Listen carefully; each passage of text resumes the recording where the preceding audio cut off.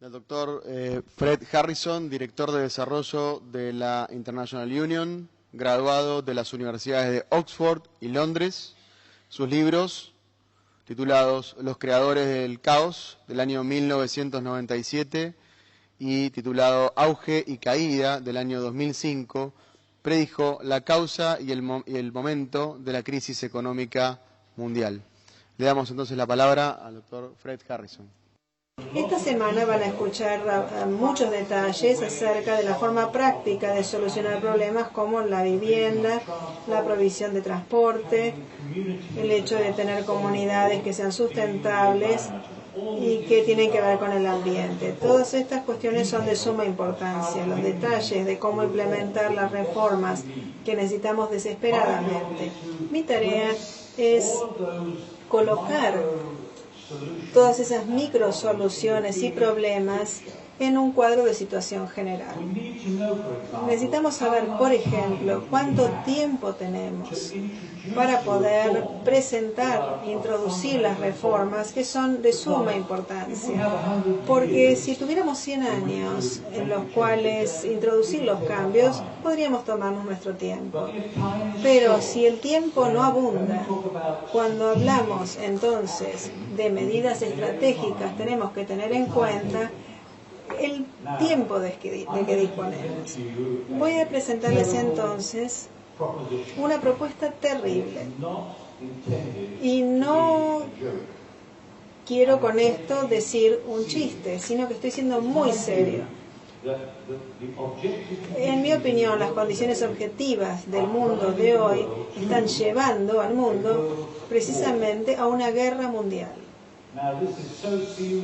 Es una propuesta tan seria que no debería hacerse en público, salvo que haya un verdadero motivo para creer que existe verdaderamente la posibilidad de que en un futuro no demasiado lejano, quizás terminemos enfrentándonos a una versión de la guerra mundial, pero del siglo XXI.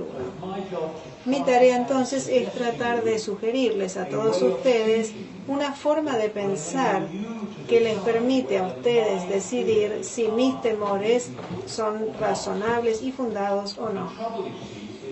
El problema radica en que en los niveles más altos de quienes tienen a su cargo la toma de decisiones en los gobiernos, aquellos que piensan sobre los problemas del mundo, tienen una forma de pensar que está muy dañada, muy distorsionada y por ende no están tomando las decisiones correctas.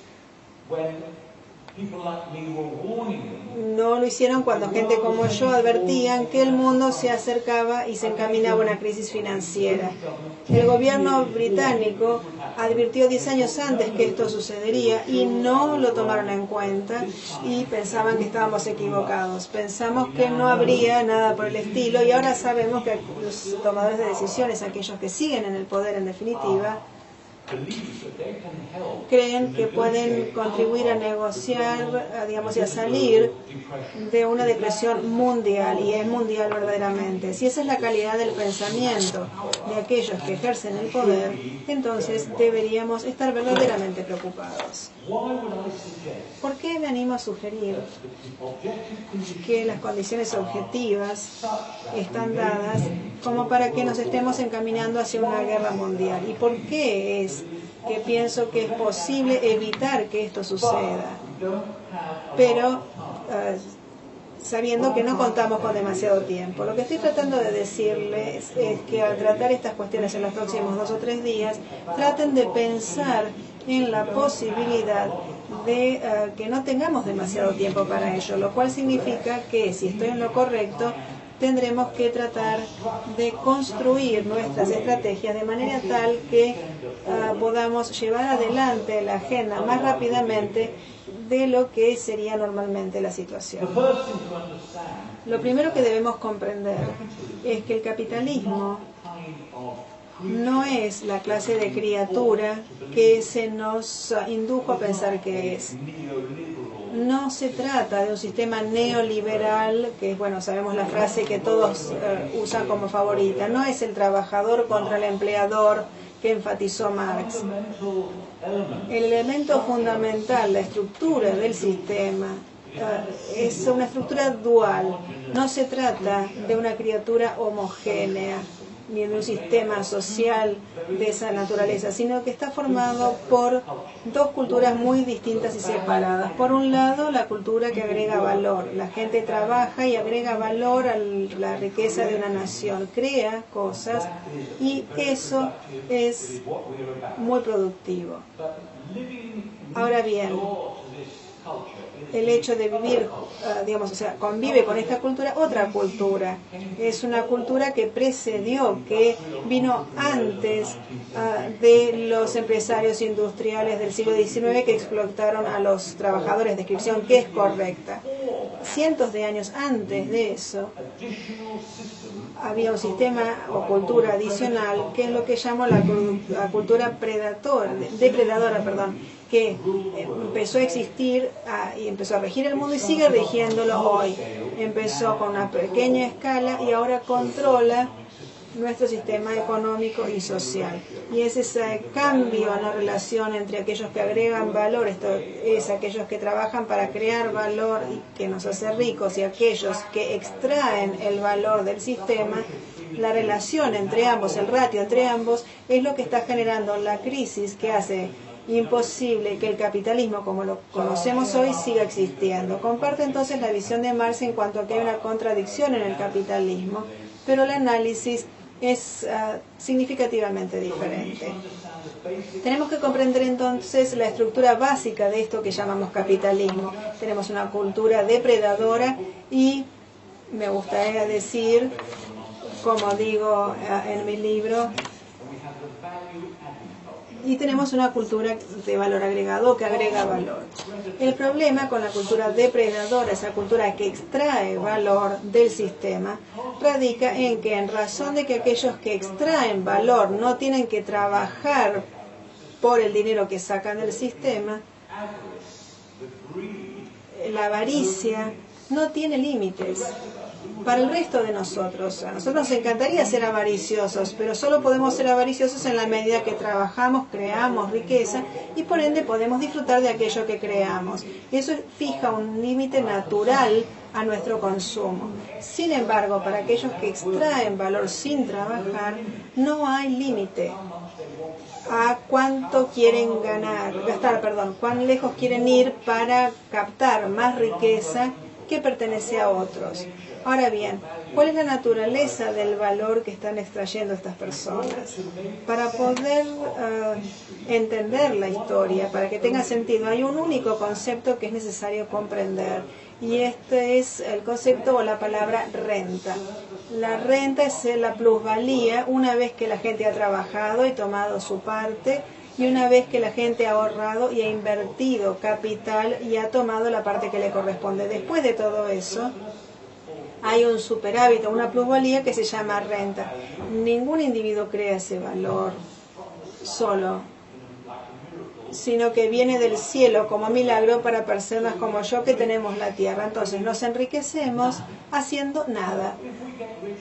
Si nos enriquecemos de hacer nada y podemos darnos el lujo de seguir gastando, entonces no hay límite a lo que vamos a hacer para seguir captando más renta, y nuestra conducta se ve moldeada por esa dinámica, el hecho de poder tomar algo sin trabajar y de tomar más y más y más. Y es importante comprender que no hay límite a cuánto queremos capturar en términos de valor. La formación de este sistema capitalista comenzó en la era moderna, ¿cuánto hace? 500 años, en España, en Inglaterra, cuando vinieron al Nuevo Mundo para encontrar tierras, en Inglaterra con la aristocracia que tomó las tierras de los campesinos. Es hace 500 años que empezó la versión moderna del capitalismo. La relación entre aquellos que tomaban renta del sistema a favor de aquellos que trabajaban cambió. La mayor parte de la gente en el mundo eran aquellos que agregaban valor, trabajaban, creaban riqueza, y había unos pocos que decían: nosotros queremos tomar la renta que eso genera. Este sistema siguió funcionando porque había un número suficiente de personas que trabajaban para generar la renta que aquellos que eran los terratenientes, como yo, captaban y que los hacía felices. Sin embargo, esto creó una cultura que se hizo muy peligrosa, porque se trata de un proceso institucionalizado y funciona del siguiente modo. Si yo soy una persona muy ambiciosa y no trabajo para todo lo que recibo y quiero cada vez más, llega un punto en que debo decir, por ejemplo, en Inglaterra tomamos toda la tierra y ahora tenemos que ir a otros continentes porque se nos acabó la tierra aquí. La dinámica entonces se ve desencadenada de manera tal de crear lo que hoy se conoce como el colonialismo. Hubo, sin embargo, una forma adicional para que aquellos que tomaban la renta pudieran ampliar el control que ejercían sobre ese extremo generador de ingresos del país. Podían decirle a aquellos que perdían la tierra, no lo necesitamos. En Inglaterra le decíamos, váyanse, vayan a Australia, vayan a Nueva Zelanda, aquí no lo necesitamos. Hubo dos fuerzas laborales entonces durante la época colonial. Podíamos o bien captar la tierra de otros y a su vez deshacernos de nuestros propios ciudadanos que ya no eran queridos, los empujábamos, los sacábamos de nuestra tierra porque no queríamos que trabajaran en las fábricas. Había un sistema capitalista entonces que era fundamentalmente destructivo y de hecho la situación es aún peor. ¿De qué se trata el capitalismo? Es una máquina de matar y cuando digo de matar lo digo literalmente. Cuando hablamos del capitalismo, usualmente la gente dice, bueno, esto es porque los capitalistas quieren la utilidad y demás. Y eso es correcto, pero de hecho el capitalismo es un proceso institucionalizado para matar a la gente. Y ese proceso sigue funcionando hasta el día de hoy. Y tenemos que tener esto en cuenta en nuestro pensamiento si es que queremos comprender qué es lo que va a suceder en los próximos 20 a 40 años. Lo que se llama la apropiación extensiva de la tierra, esto es tomar tierras de otros continentes. El proceso de colonialismo implicaba matar gente y tomar tierras y gente que estaba en esa tierra antes de que nosotros llegáramos. Teníamos que matar a otros o empujarlos a los extremos para poder apropiarnos de su tierra. Este es un proceso de matanza incorporado en el sistema que llamamos capitalismo y sigue funcionando en el día de hoy. Pero hay un problema con este proceso, como voy a explicar en un segundo. El otro proceso de matanza se da dentro de nuestros propios países. En el Reino Unido, por ejemplo, nos deshacemos de 50.000 personas por año que mueren de manera prematura. Por ejemplo, en una ciudad que se llama Blackpool, en la costa oeste, en el norte del país, los bebés que nacen hoy, los bebés varones, van a morir en promedio 12 años antes que los varones nacidos en Kensington o en Chelsea, cerca de Londres, o en Londres, mejor dicho, de manera tal que nos deshacemos de 50.000 personas por año en nuestro propio país.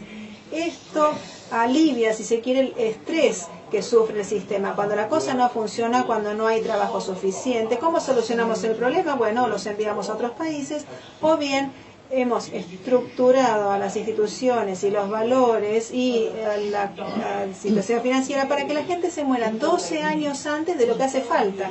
12 años de vida que la gente debería disfrutar y que se les niega. Y no hay motivo por el cual no debieran disfrutar de esos 12 años. Entonces, el capitalismo es una máquina de matar. ¿Por qué? Para generar utilidad, sí está la avaricia, pero también es destructivo.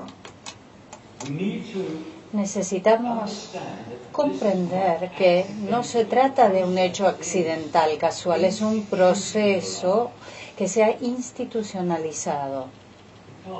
Porque cuando hablamos de la depresión, y tuvimos dos en los países del Atlántico Norte en 1870 y luego en 1930, las consecuencias de estas dos depresiones, ¿qué fueron? Las dos guerras mundiales, y ahora nuevamente estamos entrando en una depresión. ¿Por qué no tendríamos entonces una tercera guerra mundial? ¿Por qué tuvimos guerras mundiales después de esas dos depresiones? no hubo una necesidad histórica de que se repita. Debe haber buenas razones para que se replique. Debido a que hoy estamos en una depresión, podríamos terminar en una nueva guerra mundial. Entonces, analicen esas dos guerras mundiales para tratar de entender cuáles eran las condiciones históricas que no fueron necesarias para decir que esto va a pasar en el futuro. No tiene por qué repetirse automáticamente. Entonces, ¿por qué tendríamos nosotros ahora una tercera guerra mundial? O todavía algo peor, y aquí extiendo el análisis un poco. No debería hacerlo tal vez, pero bueno. ¿Por qué deberíamos tener una tercera guerra mundial? La primera guerra mundial ocurrió por la siguiente razón. El capitalismo se había colapsado. En 1870 era imposible mantener las actividades y esa fue la definición de la depresión. Se extendió con un periodo de desempleo muy largo, se destruyó el capital, los recursos que podrían haber sido invertidos no se invirtieron. ¿Cómo salir de esa situación?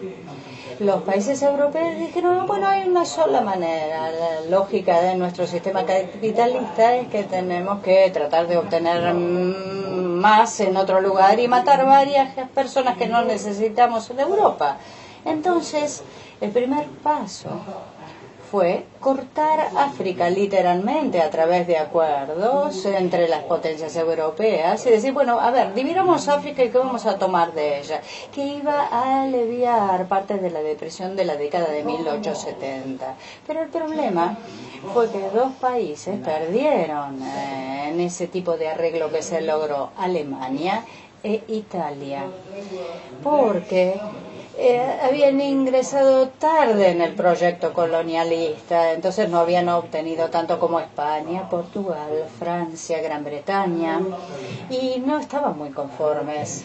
Además había tensiones y había una sola manera de resolver ese problema y fue la guerra, es decir, sacarse de encima un montón de gente en Europa y entonces el sistema podía respirar nuevamente. Y luego se comenzó a reconstruir. Tuvimos después la depresión de los años 30. Hay un patrón allí. ¿Es el mismo? Sí, lo es. Los formuladores de políticas, los gobiernos, no pudieron encontrar una manera racional de salir de la depresión. Entonces, además de ello, Alemania había sido forzada a pagar reparaciones a los demás países. Estaba sufriendo Alemania. ¿Cómo salir de esa situación entonces? Bueno, vayan y apropiense de más tierra de otras personas. No podemos ir a África, no podemos ir a Sudamérica, a Norteamérica. Australia le pertenece a Inglaterra. Podemos tomar Polonia, Checoslovaquia, Ucrania. Entonces, ¿por qué no vamos y nos apropiamos de esas tierras?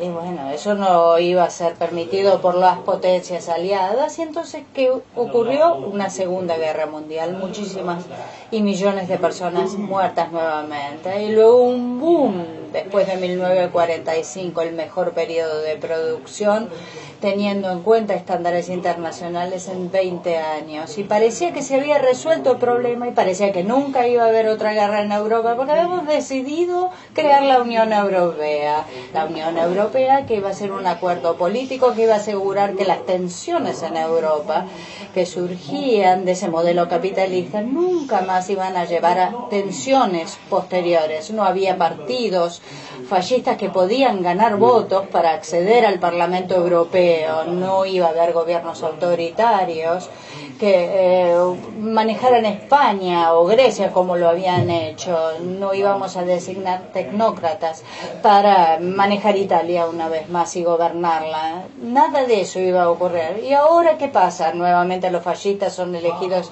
por el voto, la mitad de la población, jóvenes en España, en Grecia no tienen empleos, existen manifestaciones callejeras terribles y esto solo es el comienzo.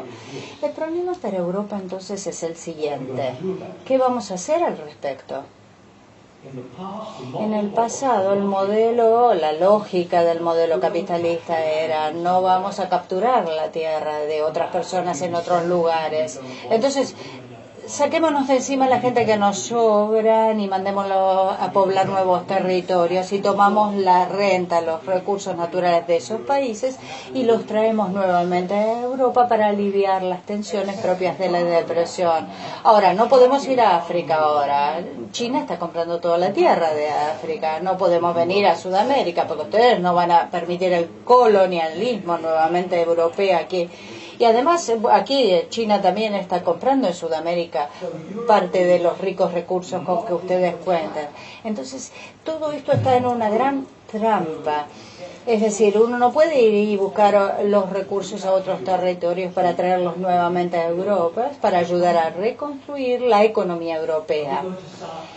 ¿Qué vamos a hacer? ¿Nos vamos a empezar a suicidar para poder aliviar esas tensiones sociales existentes? ¿Qué es lo que va a ocurrir en Europa? ¿Ustedes realmente creen que las personas que están liderando los gobiernos de nuestros países tienen la capacidad necesaria para repensar una solución constructiva? Porque de hecho existe una solución.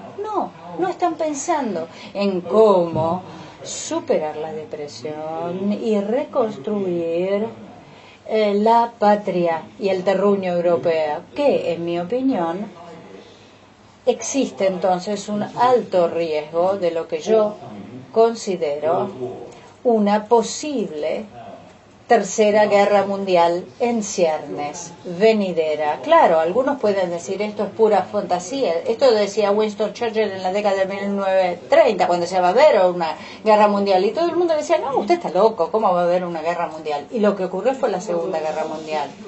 El mundo hoy está tan seguro que puede tener la suficiente confianza de que esta pesadilla es simplemente, por ejemplo, un efecto propio de una imaginación individual. Es el mundo hoy en día tan estable como para estar seguro de ello. Tiene tiempo de discutir políticas persuasivas que puedan luego persuadir a los gobiernos para que de manera acertada y con criterio introduzcan las reformas que son necesarias para encontrar esta solución. ¿Se acuerdan la guerra de las monedas? Justamente una amenaza de parte de China. Bueno, va a haber competencia por los recursos minerales en el Ártico, justamente en el casquete polar, en Rusia. ¿Qué va a pasar? Todos también los recursos submarinos en los mares, la tensión en el mar de la China. China está creando problemas con Filipinas, con Japón. Quiere obviamente apropiarse de territorio en esa región del mundo.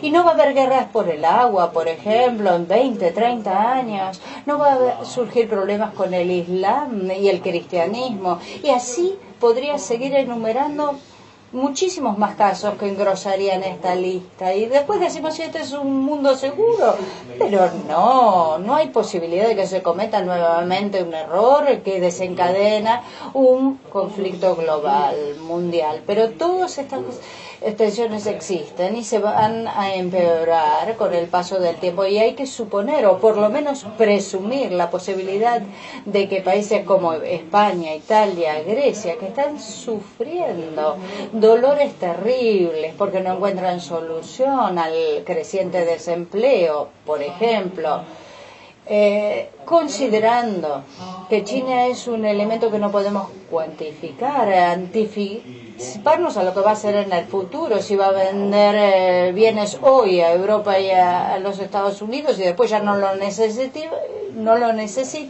o de repente no quiere ser tan amable con el Occidente en unos años. ¿Qué va a pasar en este crisol de naciones? ¿Se encontrará una solución? Bueno, finalmente quizás termine la depresión y nosotros tengamos un retorno pacífico al concepto de total empleo. Pero yo no creo que esto vaya a suceder. Tenemos dos opciones. Primero, podemos que estas tendencias actuales sigan per se. Puede sí China generar una guerra en el mar de la China con Taiwán, Japón, Filipinas.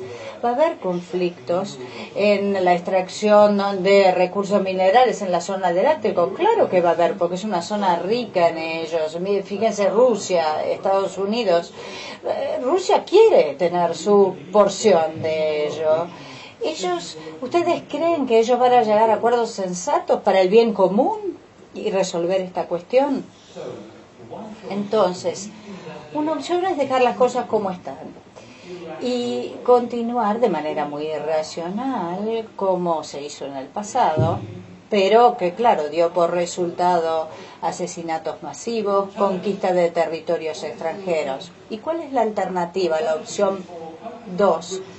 Para países como Gran Bretaña, abandonar la expansión colonialista como lo hizo España, y es la forma moderna del colonialismo, las finanzas, volver a sus propios territorios y comenzar a reconstruir sus sociedades dentro de los territorios de su propia patria natal, creando una dinámica que luego sea extensiva cuando los depredadores, los rentistas hayan agotado sus propias oportunidades en su tierra, se van a ir a otro lado para apropiarse de las tierras de otras personas. Entonces, por eso digo que este proceso es extensivo. En vez de hacerlo extensivo, hay que hacerlo intensivo, de abajo para arriba, reformulando, reordenando la redistribución de los ingresos y las ganancias, permitiendo a las personas que mantengan lo que han producido y lo que no producen individualmente, es decir, esa corriente de ingresos que luego genera rentas, se haga una redistribución adecuada. Y esto altera la dinámica de la economía capitalista completamente. En vez de ser agresivos, destructivos, se transforman en personas que cuidan a sus propios ciudadanos, vuelvan a casa, hagan un uso adecuado de los recursos, liberen los poderes creativos de las personas. Es un modelo totalmente distinto de desarrollo social.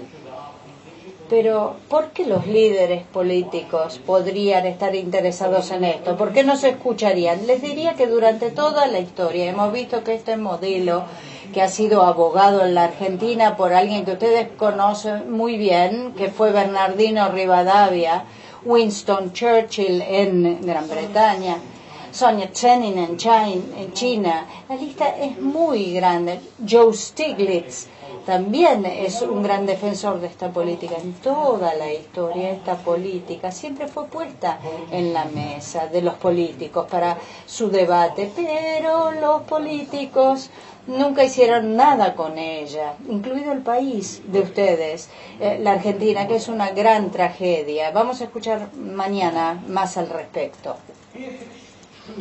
Si es cierto entonces que estamos enfrentando una crisis, es posible que lo que nos enseña la historia, y vamos al gobierno y le decimos, mire, hay un riesgo de grandes conflictos, pero aquí usted tiene un modelo de desarrollo social que es pacífico, lleva la prosperidad y comienza a solucionar los problemas que hemos visto, como el desempleo y otros.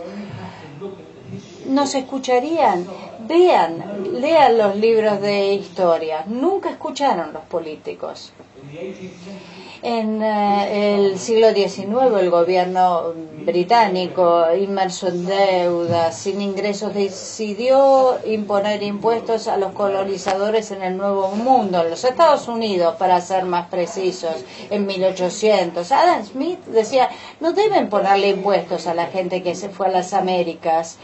Lo mejor es el impuesto a la tierra. El impuesto no le prestó atención el gobierno británico al Adam Smith. ¿Y qué pasó después? Las guerras de independencia en los Estados Unidos, y 13 estados fueron transformados de las originarias 13 colonias, se independizaron. ¿Por qué? Porque el gobierno británico no escuchó al consejo de Adam Smith. ¿Y qué pasa con el tema del agua en Francia? También está sufriendo grandes tensiones en Francia, la gente está disconforme. En aquel momento el rey le decía a su ministro de Finanzas, le dijo, podemos solucionar el problema de los campesinos cambiando el sistema de tributación y poniendo el impuesto a la tierra. El rey dijo, no, ¿cómo un impuesto a la tierra? Y le hizo perder, obviamente, la cabeza en la guillotina, su ministro de Finanzas en la Revolución Francesa. Había descontento en las ciudades, se produjeron tumultos, eso llevó a desorden civil y obviamente ¿en qué terminó? La Revolución Francesa. Y también pasó en Rusia, también León Tolstoy, que era hijo de un aristócrata, lo llamó el zar y le dijo, bueno, hagamos lo que dijo Henry George Stuart Mill, la manera de alterar esta dinámica y mejorar el desarrollo social es imponer el impuesto a la tierra. ¿Y qué dijo el zar? No lo vamos a hacer, nosotros mantengamos. ¿Y qué pasó entonces también? Fusilaron a miles de personas y siguió la revolución rusa. Los gobiernos van a ser más inteligentes hoy de lo que fueron ayer y aceptar un consejo tal como el que acabo de proponer. Por eso yo soy muy pesimista y yo creo que hay un solo modo de encontrar la solución. Que las personas en la calle, el ciudadano ordinario, común, demanden el cambio y demanden y exijan que se realice ese cambio que va a llevar a la paz y prosperidad que desesperadamente necesitamos. No puedo entrar en mayores detalles, pero permítanme compartir un hecho pequeño con ustedes. Dije que no iba a hablar de la conclusión lógica que extraería de mi historia hoy, de mi narrativa. Pero bueno, en realidad debo decirles que creo que estamos viendo el fin del modelo europeo de civilización. Estamos viendo la declinación, la caída de este modelo. Está llevando a su fin, está agotado. Todos queremos ser rentistas, queremos vivir del precio de la tierra que aumenta y ponernos esa renta en nuestro bolsillo, disfrutar de la vida, pero nosotros queremos vivir de esa manera y no hay suficientes personas que están creando esa renta. Es una situación imposible, ya no es más posible. Para gente común como yo, y veo que mi casa cada vez tiene más valor sin yo hacer nada, y cada año soy más rico sin hacer nada. Pero claro, todo el mundo quiere ser como yo. Nadie no quiere ser rentista. Hay personas que quieren trabajar para crear la riqueza que crea las rentas, de manera que personas como yo puedan vivir sin tener que trabajar. Y esto ya pasó anteriormente en el Imperio Romano. Por supuesto, el Imperio Romano cayó. ¿Pero por qué tuvo esa declinación y caída? Bueno, porque durante el periodo de los Césares, el imperio, se podía ver cómo la tierra había sido capturada por los campesinos, pero la renta era recolectada por cada vez un menor número de personas, hasta que el propio imperio no podía crear su propio ejército a partir de sus ciudadanos, porque ya no tenía fondos, ya no había más campesinos, vivían en zonas rurales y estaban respaldados por todo el sistema asistencialista de seguridad social equivalente en tiempos del Imperio Romano. Los primeros cristianos, filósofos, en el Imperio Romano decían lo siguiente: hay algo fundamentalmente equivocado con la forma en que funciona nuestro sistema. Los terratenientes se llevan la renta y así se crea la pobreza. Las advertencias llegaron una y otra vez comenzando en el siglo II, a partir de Clemente de Alejandría, a quien le siguió Juan Crisóstomo, y lo que se considera el mayor de los filósofos de la era, un hombre llamado Agustino, quien dijo que la pobreza que creó la gran tensión en la civilización romana es el resultado de haber tomado las rentas de la tierra y no haber permitido que la gente trabajara para crear valor de manera tal de que fueran seres humanos dignificados. Como resultado de ello, Roma tuvo que contratar a mercenarios para los ejércitos, y estos mercenarios fueron los que en definitiva saquearon la ciudad de Roma en el 410. Esos pensadores cristianos, los filósofos, se basaban en la teología, de la cual derivaban la crítica de la avaricia en el sistema, pero los césares no los escucharon y en definitiva esa civilización llegó a su fin. Hoy en día tenemos la ciencia que respalda la teología, pero los políticos siguen sin escucharlo. Muchas gracias. Sí, yo soy Osvaldo Acevedo, tengo una consultora, Ginebra Acevedo y Asociados. Más fuerte, más fuerte. Soy Osvaldo Acevedo y tengo una consultora de ingeniería.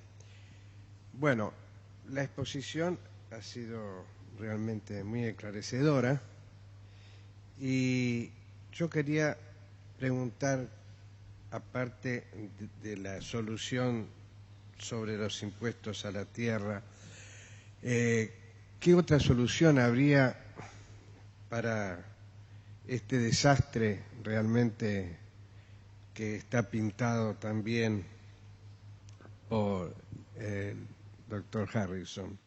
Y si esa solución podría ser el fortalecimiento